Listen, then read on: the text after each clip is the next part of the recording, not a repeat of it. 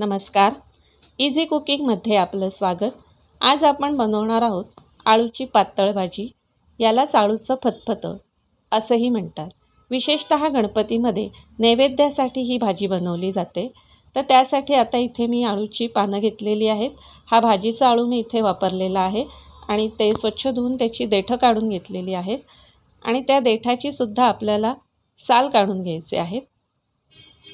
तर मी तुम्हाला दाखवते. या पद्धतीने आपल्याला देठाची सालं काढून घ्यायची आहेत, कारण आपण इथे भाजीला देठंसुद्धा वापरणार आहोत.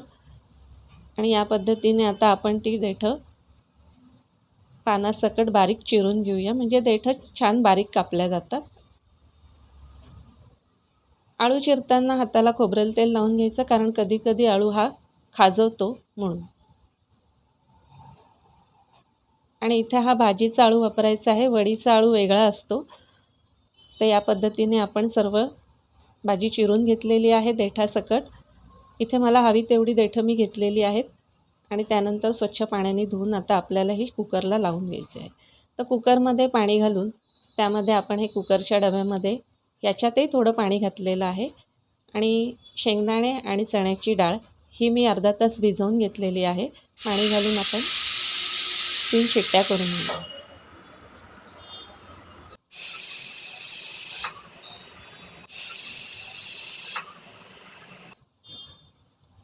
कुकर गार झालेला आहे. 3 शिट्ट्या आपण करून घेतलेल्या आहे.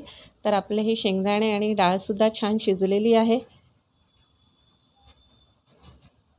आपण काढून घेऊया.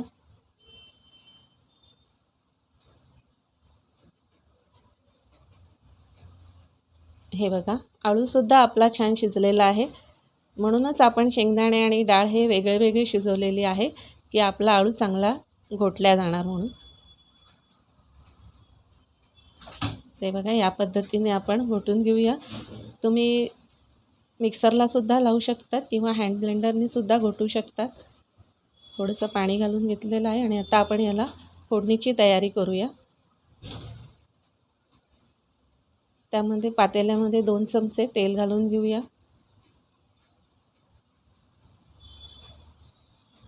तेल गरम झालं की आपण त्यामध्ये जिरं, थोडासा हिंग आणि लसूण घालून घेऊया.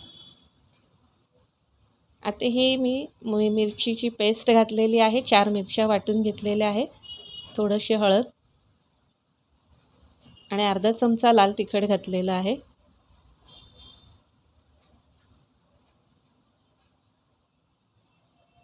तुम्ही जर नैवेद्यासाठी भाजी करत असाल, तुम्हाला लसूण नको असेल तर तुम्ही लसूण नाही घातला तरी चालेल. जिऱ्यावर फोडणी आपण ती करायची.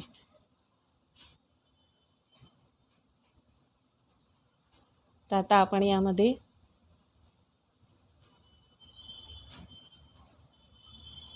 शिजलेली डाळ आणि शेंगदाणे सुद्धा घालून घेऊया.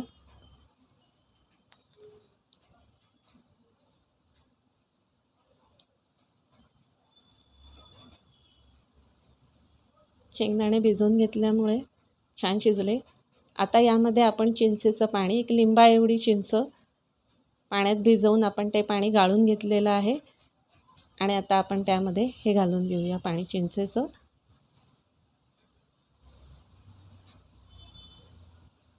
आणि 1 छोटा गुळाचा खडा. छान मिक्स करू. आळूची भाजी म्हटलं की चिंच आणि गूळ हे जरुरी आहे. आणि आता चवीपुरतं आपल्याला इथे मीठ घालून घ्यायचं आहे. खूप छान कलर आलेला आहे आणि ही भाजी खायलासुद्धा खूप छान लागते. चांगली आपण उकळी आणून घेऊया याला. छान उकळली.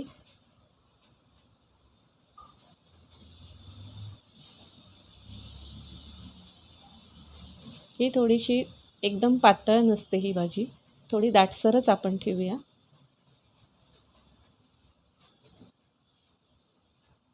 हे बघा, तुम्ही बघू शकता.